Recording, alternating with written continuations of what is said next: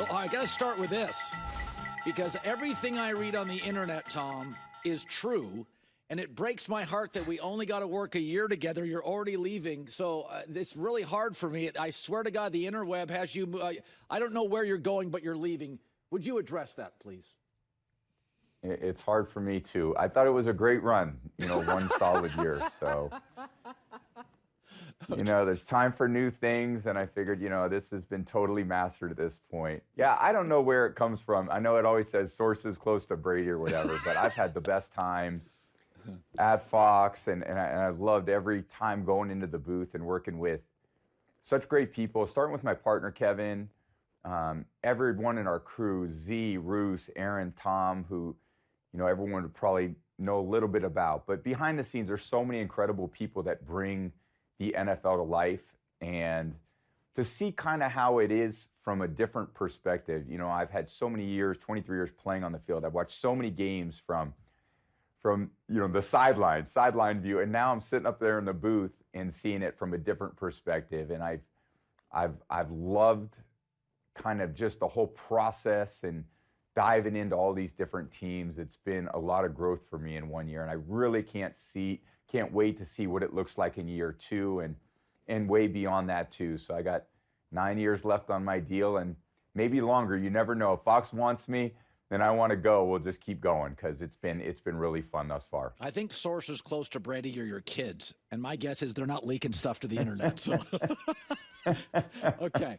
So, all right, let's get into the Raider stuff. So they need a coach. Again, there's a lot of talk about who the coach is. They need a general manager. So you were a rookie broadcaster. You're now a rookie, part of an ownership group. Kind of give me, what does this entail? That's a great point.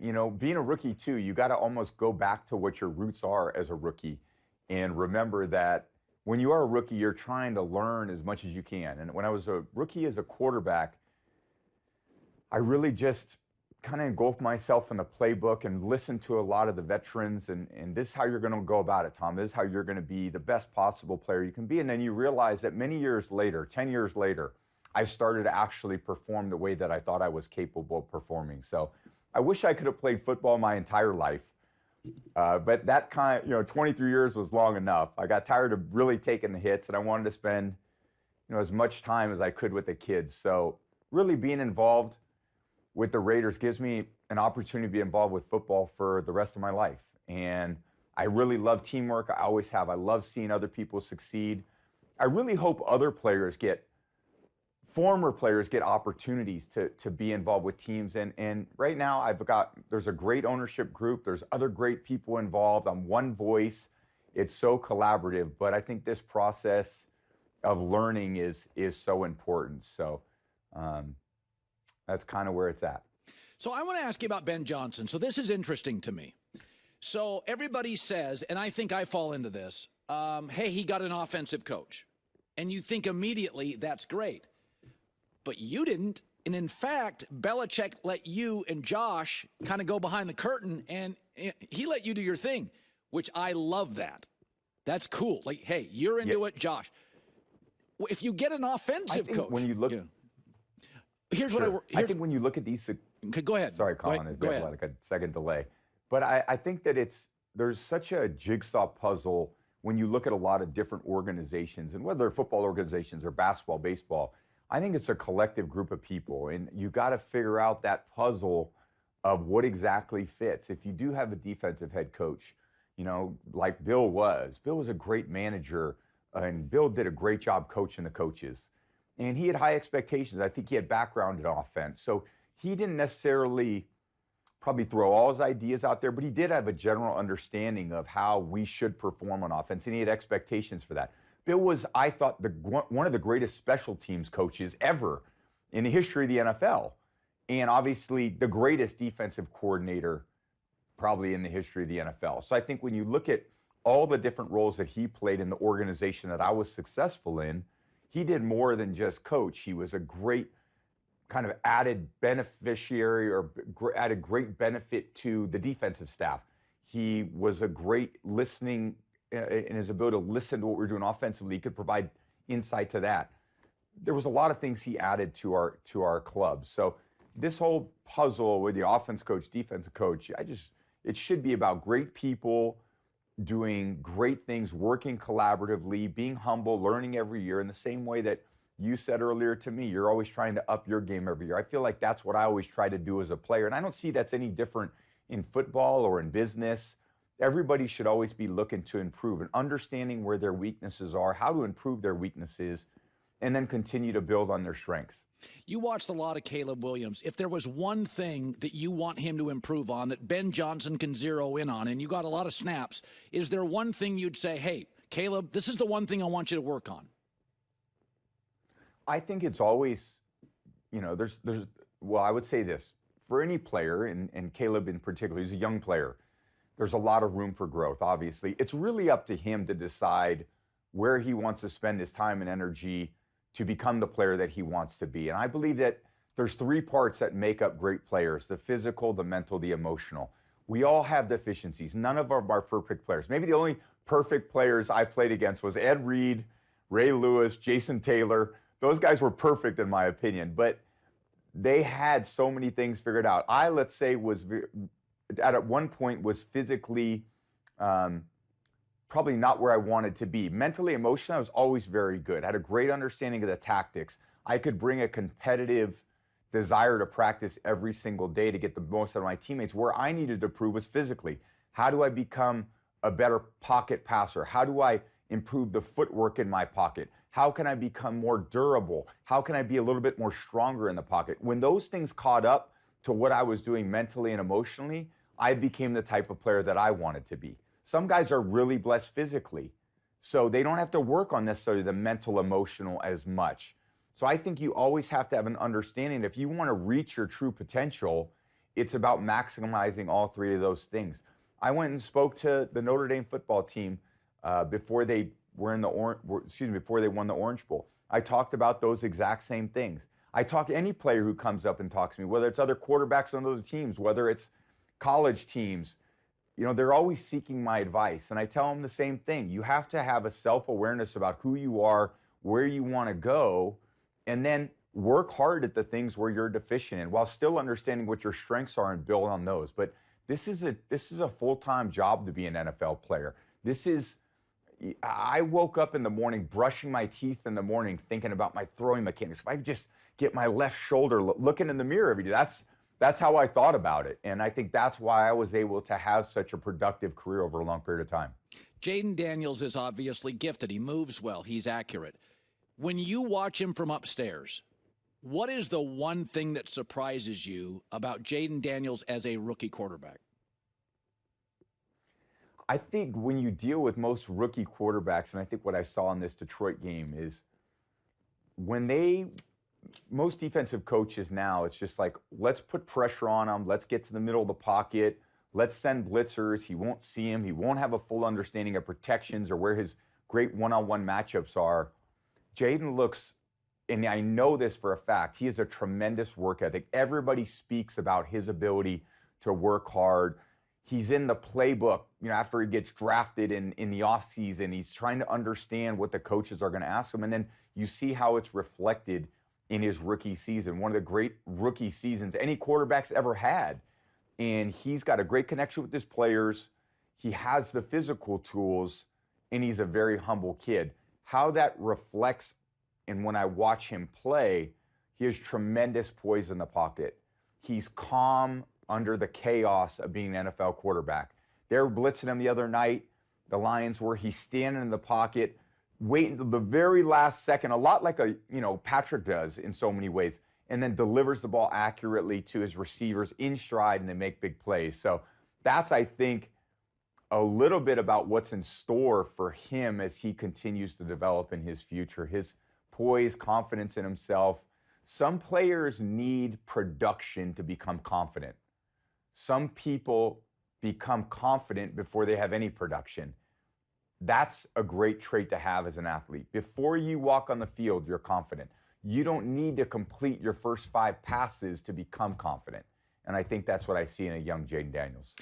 Take out Gronk, and the Patriots weren't known as personality plus. Belichick muted some of that, or players self-muted that, knowing Bill didn't like it. And then there's the Philadelphia Eagles. It's ego, and now Barkley, Saquon is very Patriot-like. Jalen Hurts a little bit, but it's a big personality. The coach is barking at fans. How does it work in Philadelphia? Because it's the opposite of your dynasty.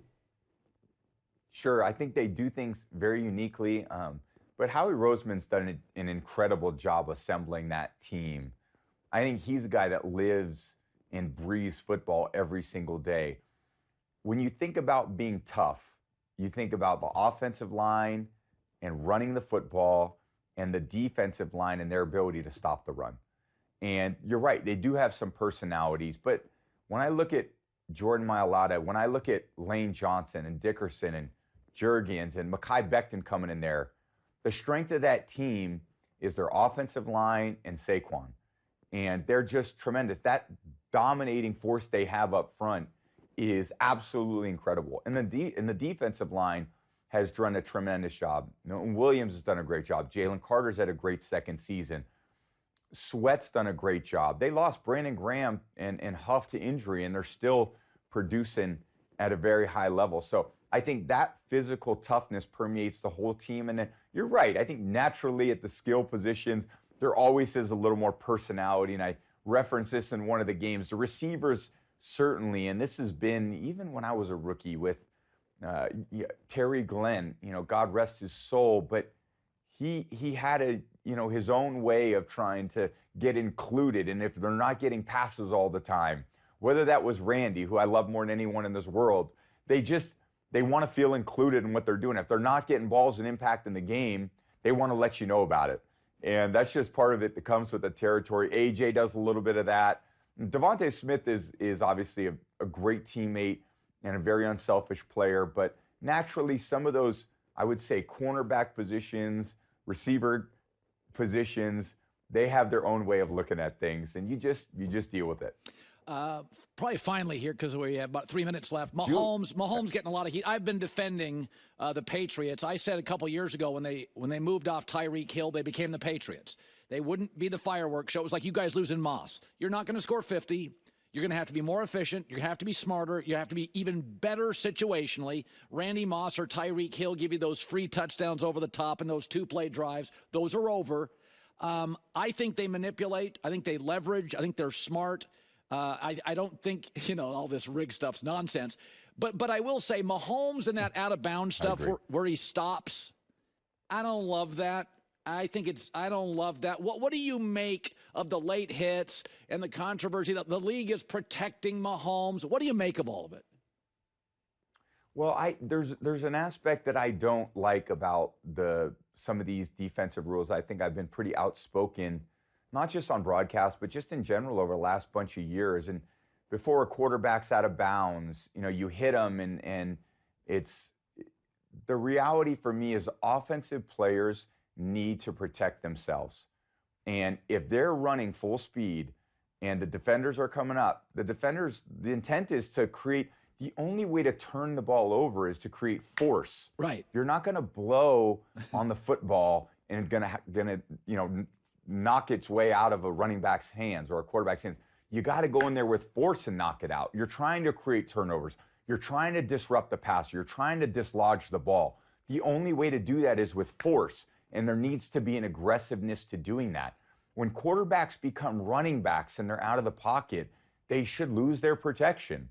And we are, in essence, we're trying to protect the quarterbacks, but coaches are calling more quarterback runs than ever in the history of the game. So who's protecting the quarterback?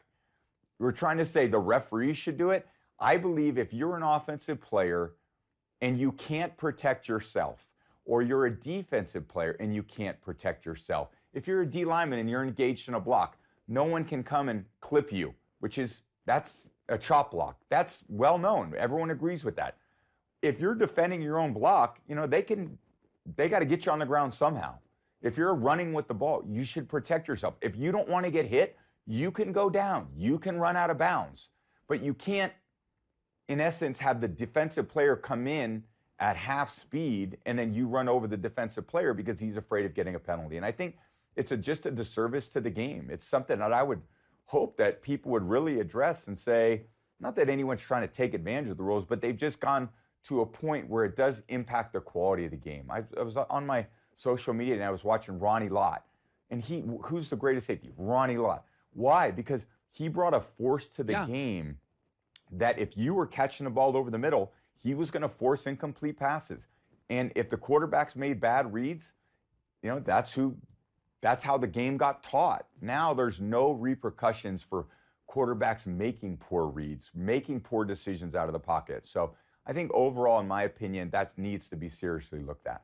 All right. And like the professional broadcaster he is, he hands it to me for about 12 seconds left before we go to break. Tom Brady, nice to know you're going to be back at Fox. You got to be careful about the interweb, folks. Not everything, believe it or not, is true. And his sources, I swear to you, are his kids. And that's who everybody's sources should be, my friend. Good seeing you, Tom. Hi, everybody. It's me, Uncle Colin. Subscribe here to get the latest from the herd, including exclusive behind-the-scenes videos and more, wherever you may be, however you may be watching. Thanks again for making us part of your day.